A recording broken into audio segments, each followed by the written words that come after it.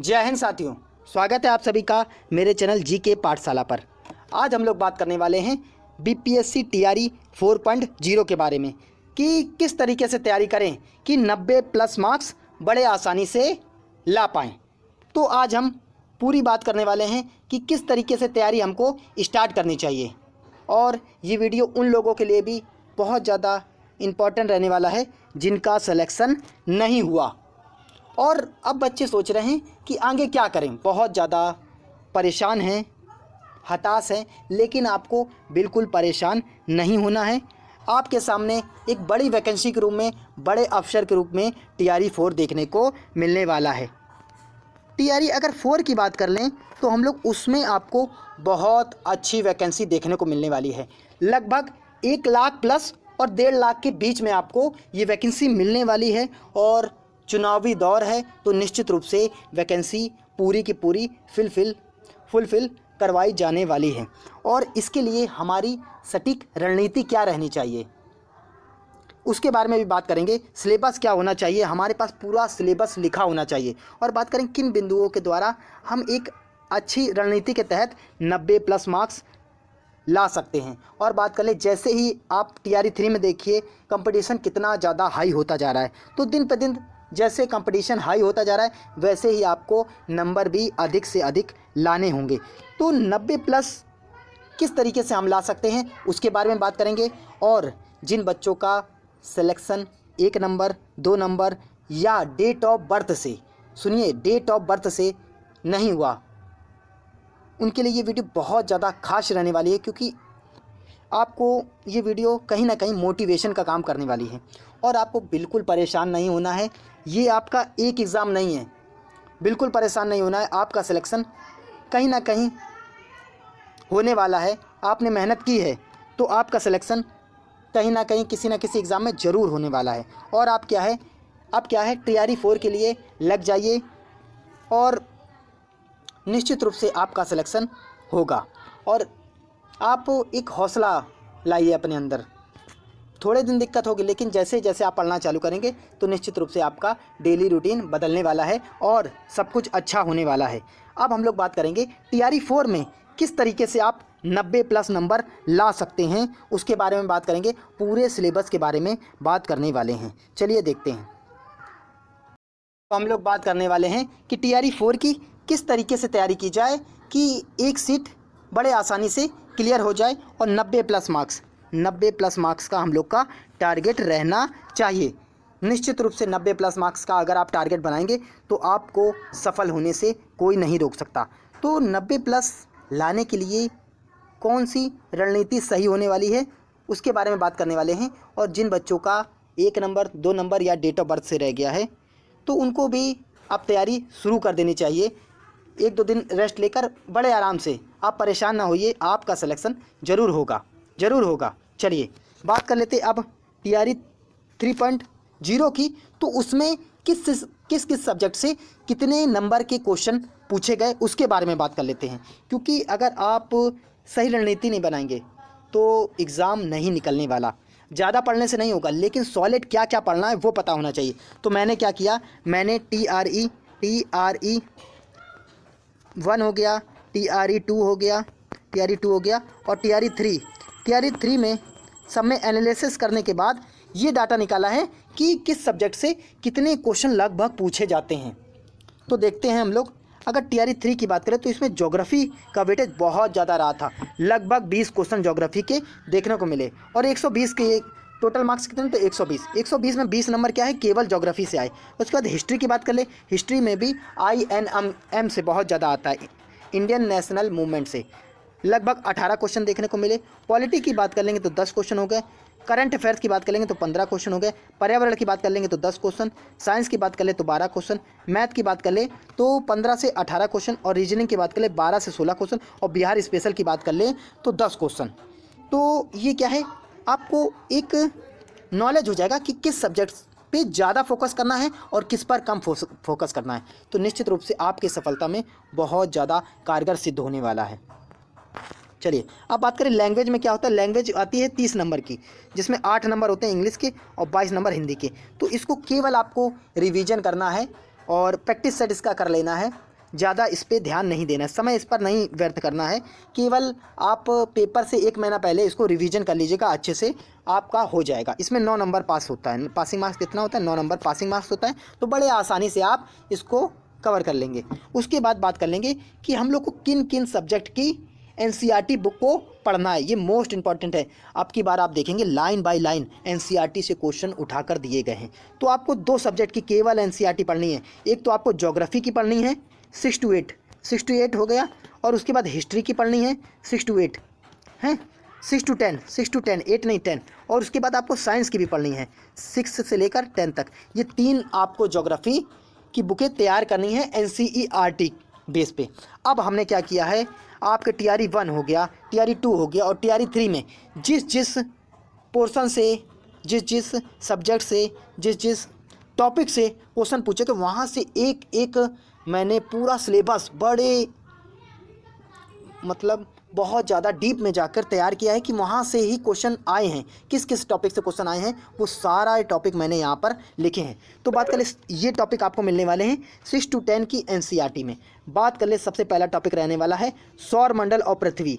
तो सौरमंडल और पृथ्वी में हम क्या पढ़ेंगे, सूर्य ग्रहण हो गया, जैसे चंद्र ग्रहण हो गया, ब्रह्मांड के बारे में पढ़ेंगे, आकाशगंगा हो गया, सूर्य और चंद्रमा के बारे में पढ़ेंगे, सूर्य ग्रहण, चंद्र ग्रहण, ये सब कैसे होता है वो सब के बारे में हम लोग पढ़ने वाले हैं। सौरमंडल के 9 ग्रह, जैसे 8 ग्रह के बारे में, अब तो 8 ग्रह हैं वर्तमान समय में, पहले 9 थे, तो उनके ग्रहों के भी बारे में पढ़ने वाले हैं इसी में। फिर उसके बाद अक्षांश और देशांतर रेखाएं हो गया। तीसरा टॉपिक हो गया पृथ्वी की गतियाँ। चौथा टॉपिक हो गया मानचित्र। पांचवा टॉपिक में हम वायुमंडल पढ़ेंगे। वायुमंडल में सारी गैसों को हम देखने वाले हैं, कार्बन डाइऑक्साइड हो गया, नाइट्रोजन हो गया, ऑक्सीजन हो गया, आर्गन हो गया, सारी गैसों को देखने वाले हैं। फिर उसके बाद जल मंडल हो गया, स्थल मंडल हो गया, जैव मंडल हो गया, और महाद्वीप, यहाँ से हम महाद्वीप भी कवर करने वाले हैं। फिर भारत का सामान्य परिचय, भारत की उत्तरी सीमा कौन सी है, दक्षिणी सीमा कौन सी है, पूर्वी सीमा, पश्चिमी सीमा, इसके बारे में सब पढ़ने वाले हैं। उसके बाद जलवायु, मोस्ट इंपॉर्टेंट, वनस्पति हो गया, और वन्यजीव प्राणी के बारे में हम लोग पढ़ने वाले हैं कि एक सिंग वाला गेंडा कहाँ पाया जाता है, और एशियाई शेर कहाँ पाए जाते हैं, उसके विषय में। फिर उसके बाद बात कर लें पृथ्वी के स्थल रूप, जैसे पर्वत के बारे में पढ़ेंगे, पठार के बारे में पढ़ेंगे, और ज्वालामुखी, मोस्ट इंपॉर्टेंट। टीआरई 1 हो गया, टीआरई 2 हो गया, टीआरई 3 में लगातार क्वेश्चन यहाँ से देखने को मिलते रहे हैं। चलिए और आगे देख लेते हैं। बहुत बड़ा सिलेबस मैंने बनाया है, यहाँ से आपको निश्चित रूप से ये सिलेबस खत्म होने के बाद आपके सारे टॉपिक कवर होने वाले हैं। पर्यावरण के बारे में बात करें, पर्यावरण, पारिस्थितिकी तंत्र के बारे में, खाद्य श्रृंखला हो गई, पिरामिड हो गया, उसके बारे में पढ़ना पड़े, जैव और अजैव पदार्थ के बारे में, तत्व के बारे में हमको देखना होगा, और भी एक्स्ट्रा जो होंगे मैं पूरा आपको बता दूंगा, कवर करवा दूंगा। उसके बाद पृथ्वी की आंतरिक संरचना, मोस्ट इंपॉर्टेंट, जैसे चट्टान हो गया, ज्वालामुखी, यहाँ भी ज्वालामुखी, जैसे हो गया भूकंप हो गया, पवन हो गए, चक्रवात हो गए, महासागर हो गया, और महासागरीय जलधाराएं, गर्म जलधारा कौन सी, ठंडी जलधारा कौन सी, उसके बारे में। उसके बाद हम लोग देखने वाले हैं प्रमुख घास के मैदान के बारे में। चलिए ज्योग्राफी से इतना हम लोग कवर करने वाले हैं। और ऊपर देखिए, अभी ऊपर थोड़ा सा और है। अब देखिए यहाँ से क्वेश्चन आपके निश्चित रूप से टीआरई 1 हो गया, टीआरई 2 हो गया, टीआरई 3 लगातार देखने को मिले। इससे ज़्यादा जो सिलेबस है खोल के आपको कोई नहीं बताया, कि एक एक टॉपिक को बड़ा खोल खोल के बताया जा रहा है, एक एक टॉपिक को। अब बात कर लेंगे उष्णकटिबंधीय वन, शीतोष्णकटिबंधीय वन, भूमध्य सागरीय वन, सदाबहार वन, मानसूनी वन, कटीले वन, पतझड़ झाड़ियाँ, ये सब हम लोग कवर करने वाले हैं। मानवीय पर्यावरण, बस्तियों के बारे में, और परिवहन एवं संचार के बारे में। उसके बाद बात कर ले मानव पर्यावरण, अन्योन्य क्रिया, उष्णकटिबंधीय एवं उपोष्ण प्रदेश के बारे में, रेगिस्तान के बारे में, भारत की भौगोलिक स्वरूप, भारत के भौगोलिक स्वरूप में क्या, जैसे हम पढ़ने वाले हैं हिमालय को, हिमालय पर्वत में कौन कौन सी श्रेणियाँ पाई जाती हैं, लघु हिमालय, मध्य हिमालय, बृहद हिमालय, सब के बारे में पढ़ने वाले हैं। और द्वीप के बारे में, तटीय प्रदेश के बारे में, पठार के बारे में, मैदान के बारे में, ये सब हम लोग देखने वाले हैं भारत के भौगोलिक स्वरूप में। और फिर नदियों का अपवाह तंत्र देखने वाले हैं, और जनसंख्या। अगर आप इतने टॉपिक कवर कर लेते हैं, 25 टॉपिक हैं ये, और इस पर लगभग आपको 30 क्लास देखने को मिलेंगे। 30 क्लास में सारे टॉपिक मैं आपको कवर करा दूंगा, बड़े आसानी से कवर होने वाले हैं। अगर आपने इतना कर लिया तो निश्चित रूप से ज्योग्राफी से रिलेटेड आपके सारे डाउट, सारे टॉपिक कवर होने वाले हैं। चलिए अब साइंस की बात करें, तो साइंस में भी आपको 6 to 10 एनसीईआरटी कवर करना पड़ेगा। उसके बाद इसमें जैसे कोशिका चैप्टर हो गया, ऊतक हो गया, पाचन तंत्र हो गया, परिसंचरण तंत्र हो गया, अंतःस्रावी ग्रंथि मोस्ट इंपॉर्टेंट, यहाँ से TRE 3 में सीधे सीधे क्वेश्चन देखने को मिला। उसके बाद श्वसन तंत्र हो गया, उत्सर्जन तंत्र हो गया, मानव कंकाल तंत्र हो गया, तंत्रिका तंत्र हो गया, जनन तंत्र हो गया, मानव रोग हो गया, अणुमांसिकी हो गया, पोषण में हम लोग विटामिन को पढ़ेंगे, प्रोटीन को पढ़ेंगे, कार्बोहाइड्रेट को पढ़ेंगे, वसा को पढ़ेंगे, इन सबको, और मानव मस्तिष्क। ये क्या है, आपको जीव विज्ञान में कवर करना है, साइंस में। फिर उसके बाद भौतिक विज्ञान में आ जाइए। ये सिलेबस आपको कहीं पूरे यूट्यूब पे नहीं मिलने वाला इतना अच्छा तरीके से। भौतिक विज्ञान में हम लोग प्रकाश चैप्टर को पढ़ेंगे, ध्वनि को पढ़ेंगे, ऊष्मा को पढ़ेंगे, विद्युत चुंबकीय को पढ़ेंगे, दाब को पढ़ेंगे, घर्षण को पढ़ेंगे, गति के नियम को पढ़ेंगे, मापन एवं मात्रक को या मूल्यांकन इसको पढ़ेंगे, और कार्य शक्ति ऊर्जा को पढ़ेंगे, गुरुत्वाकर्षण बल को पढ़ेंगे, और विद्युत धारा को पढ़ेंगे। इतने टॉपिक 10 से 11 टॉपिक हम लोगों को भौतिक विज्ञान में कवर करने। उसके बाद रसायन विज्ञान का देख लेते हैं हम लोग। रसायन विज्ञान की अगर बात कर लेंगे तो रसायन विज्ञान में हम लोग अम्ल एवं क्षार, भौतिक एवं रासायनिक परिवर्तन के बारे में, जैसे मोम का पिघलना कौन सा परिवर्तन है, दूध का फटना कौन सा परिवर्तन है, दूध से दही का बनना कौन सा परिवर्तन है, भौतिक परिवर्तन के बारे में देखने वाले हैं, ऊष्मा के बारे में देखने वाले हैं, अपशिष्ट जल की कहानी, ये सीधे NCERT की है। NCERT का पूरा पूरा चैप्टर मैंने लिखा है, यहाँ से जरूर पूछा जाता है। और दहन एवं ज्वाला, दहन एवं ज्वाला, TRE 2 में इसका क्वेश्चन देखने को मिला। कोल के बारे में पढ़ेंगे, पेट्रोलियम के बारे में पढ़ेंगे, हमारे आसपास के पदार्थ के बारे में पढ़ेंगे। इसमें आपको NCERT से सीधे क्वेश्चन देखने को मिलते हैं। और उसके बाद परमाणु और अणु के बारे में पढ़ेंगे, परमाणु की संरचना हो गया, रासायनिक अभिक्रिया एवं समीकरण के बारे में, और उसके बाद धातु अधातु के बारे में, कार्बन एवं उसके यौगिक के बारे में पढ़ेंगे, और आनुवांशिकी के बारे में। ये 13 टॉपिक आपको कवर करने से रसायन विज्ञान पूरा का पूरा कवर होने वाला है। उसके बाद हम लोग बात करने वाले हैं जो अगला है हिस्ट्री के बारे में। हिस्ट्री के बारे में देखने तो INM मतलब भारतीय राष्ट्रीय आंदोलन पूरा कवर करना है। उसके बाद मैं आपको धीरे धीरे पूरा का पूरा भारतीय राष्ट्रीय आंदोलन कवर करवाने वाला हूँ, और वहीं से देखा गया, वहीं से क्वेश्चन आए हैं। TRE 1 में ले लो, TRE 2 में ले लो, चाहे TRE 3 में ले लो। अब पॉलिटी की बात कर ले, राज्य व्यवस्था में, तो आपको कुछ टॉपिक हैं जो 10 से 11, 12, 13 टॉपिक हैं जो आप कवर कर लेंगे, तो निश्चित रूप से यहाँ से आपको बाहर पॉलिटी की समस्या पूरी खत्म होने वाली। जैसे प्रस्तावना हो गया, नागरिकता हो गया, मूल अधिकार हो गया, संविधान संशोधन हो गया, राज्य के नीति निर्देशक तत्व, DPSP के बारे में, अनुसूची हो गया, राष्ट्रपति हो गया, उसके बाद उपराष्ट्रपति हो गया, राज्यपाल हो गया, उच्च न्यायालय हो गया, उच्चतम न्यायालय हो गया, और संसद हो गया, विधानमंडल हो गया, मूल कर्तव्य हो गया, और प्रधानमंत्री। इतने टॉपिक आपको पूरे के पूरे कवर करने हैं, और अनुच्छेद 1 से लेकर आपको 300 अनुच्छेद तक पूरे कवर करने हैं, 360 तक पूरे। बीच बीच में मैं सारे इंपॉर्टेंट जितने भी अनुच्छेद है सारे कवर करवाने वाला हूँ, बस आपको इतना करना है। फिर उसके बाद बात कर ले करंट अफेयर्स की बात कर ले तो 6 महीने का करंट अफेयर्स पूरा करना है SPD बुक से। केवल एक बुक, रामबाण बुक, SPD बुक, यहाँ से आपको क्वेश्चन डायरेक्ट देखने को मिलने वाले हैं।